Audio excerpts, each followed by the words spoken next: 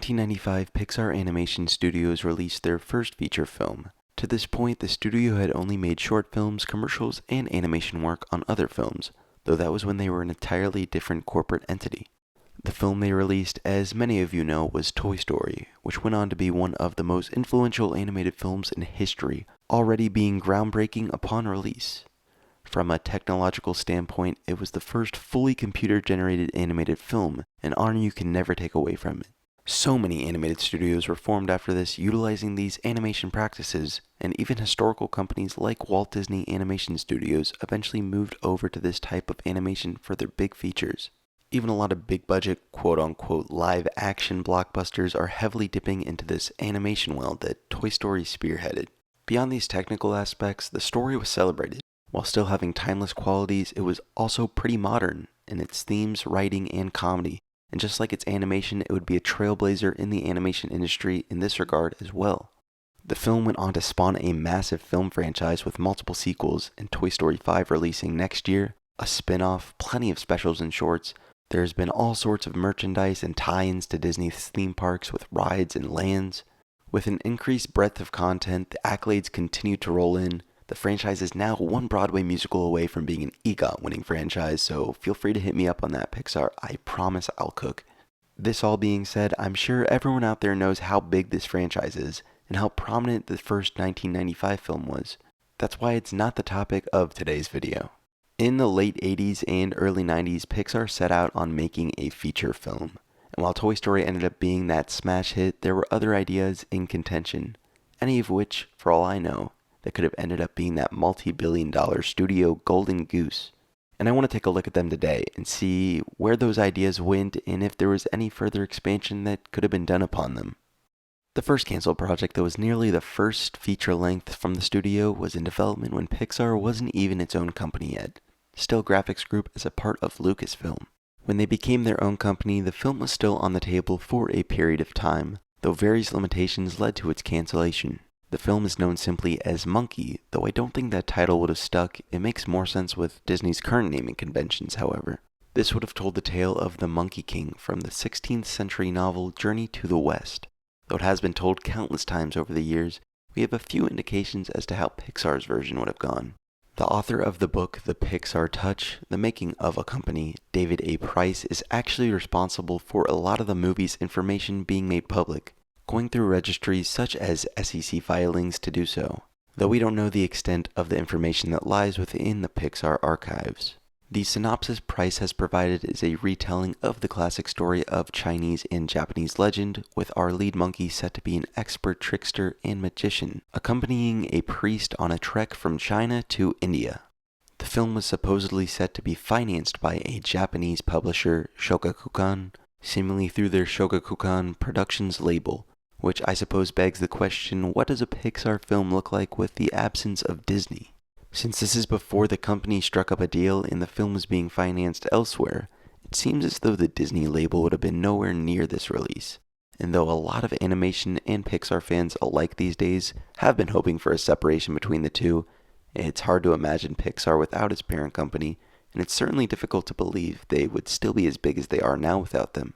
This all being because Disney has had such a handle on Western society, expanding all around the globe, especially in the 90s where there was a lot less competition, something extremely evident in the animation front. With Toy Story, they were able to have merchandise on the shelves of every toy store in America. Shogakukan didn't see any big international releases until the Pokemon movie released years later. All of this is conjecture because obviously the movie never released, but there's a good chance it would have been buried or just had a very limited release, at least here in America, which isn't totally surprising based on the content, but it's a shame this is the case. I think this could have been a really sick movie. I've always been interested in the story of the Monkey King personally, and I wouldn't dare to turn away a variation of it done by Pixar's storytellers. Unfortunately, due to the large ambitions and technical limitations for the time, the film had to be cancelled. The only piece of development artwork I could find is the sketch of our main monkey. It's no surprise this film had to get cancelled because the limitations in animation is why we got the likes of toys and insects in those early films. This was around a decade before, and they wanted a lead character with fur, something that Scud didn't really have in Toy Story.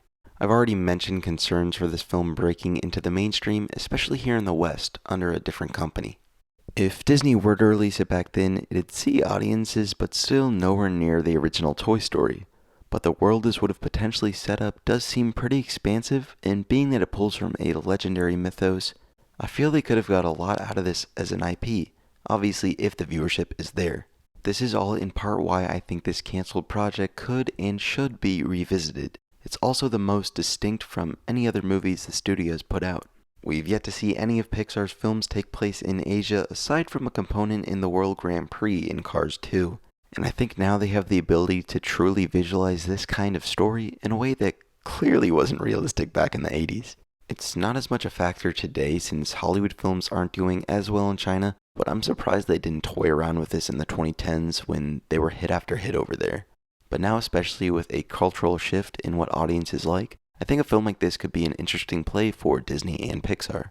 I have seen a few decently sized adaptations of this material in recent years. Netflix had one not too long ago that kind of fizzled, and Lego has a newer theme and accompanying animated series with this material, but I wouldn't say this market is too overly saturated at all. This might be seen as going against Pixar's brand for originals though, since they didn't originate the Monkey King. Though I more so feel it's more likely playing around with mythology, and it wouldn't be hard for them to really make it their own. As a big fan of monkeys, it's time we get a big movie about them from Pixar. We've been really close with a lot of characters, like Socks was originally a monkey named Beta in Lightyear. The Toy Story series has had the barrel of monkeys and the security guard in Toy Story 3, but I've been waiting for a big role, and what better through a monkey story than the quintessential one essentially. This could even be used in the theme parks and sequels if it can break out, which I think it can, especially if they look to delve into action, which has been especially popular with audiences as of late. The next films I want to talk about, or more so proposed films, I haven't really seen talked about too much, and they were only recently called to my attention. Just like Monkey, both of these were being pulled from existing literary works, though unlike the former's production, these were presented when Disney and Pixar were working together, as at last year's D23, Andrew Stanton revealed the 3 films that were pitched to Disney, with 2 of them being based on children's books, and the other, Toy Story. One of these ended up being a movie Disney would later develop, though without the involvement of Pixar, Roald Dahl's James and the Giant Peach, and the other one which I'm not totally familiar with, called Dinosaur Bob and the Adventures with the Family Lizardo. As a big fan of the Roald Dahl adaptations we have seen, it's crazy to think Pixar had considered an adaptation such as this.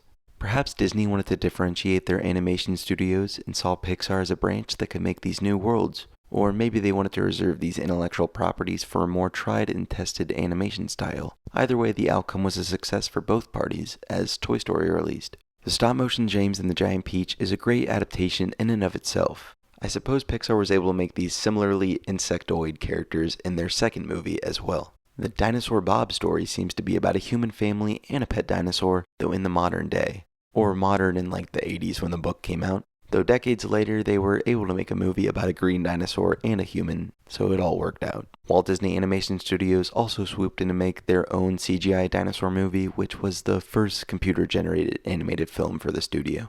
Both of these could have been relatively big, I suppose, but I can't imagine them breaking out in the same way Toy Story did, and I think technical limitations would have similarly found themselves cemented in these productions as well. There's really no shot these ideas are returned to unless it's from a different studio, and that's no surprise with how Pixar was positioned in the animation landscape in the years that followed. It is interesting to think that maybe Pixar would have been another studio adapting existing works for pretty much all of their films if they did start out on that foot.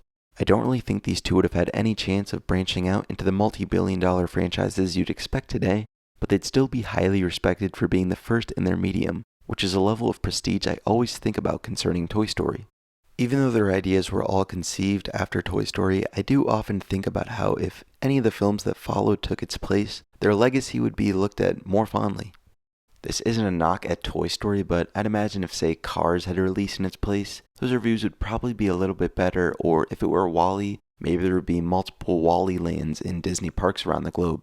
Toy Story really did come in at a perfect time though, and I don't have any problem with the franchise it's made and the films that have followed. They really helped put Pixar on the map. But I do think it's fun to look at these and just think of the alternate timeline and string of events that may have unfolded differently. Like, A Bug's Life did get pretty buried coming out in between two Toy Stories, but I'm sure we would have seen at least one sequel if it were first. But that franchise has kind of been fading from the limelight year after year. This year maybe I'll do a Bug's Life month or something, just to give it its flowers. As many of you know though, Toy Story went through many challenges in its conceptualization, and any wrong turn here could have produced an entirely new art style that studios didn't want to return to. So it really was lightning in a bottle that I'm sure some fans of traditional animation partially resent.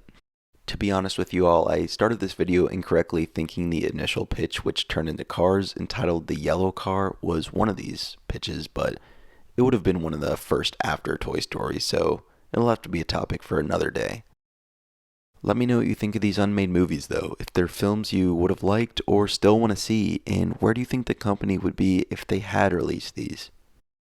Thank you all for tuning in as always. This is my first video of the year, so Happy New Year. Hope it's going well, and I'll see you all in the next one.